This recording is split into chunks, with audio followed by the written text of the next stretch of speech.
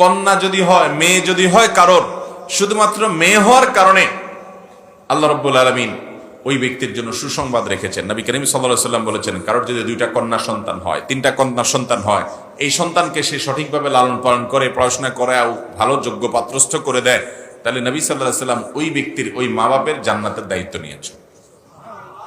অথচ 1 ডজন ছেলেও যদি হয়, হাফ ডজন ছেলেও যদি হয়, তাদের জন্য এরকম কোনো কথা বলা হয়নি।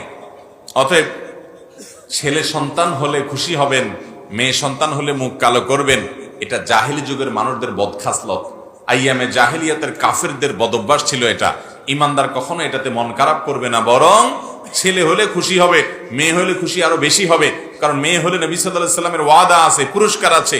শুধু তাই নয়, ইমাম মালিক রাহমাতুল্লাহ আলাইহি বলেছেন, আল আম্বিয়া ও আবুল বানাত, নবীরা বেশিরভাগ মেয়েদের বাপ। বেশিরভাগ নবীরা কাদের বাপ ছিলেন? মেয়েদের বাপ ছিলেন।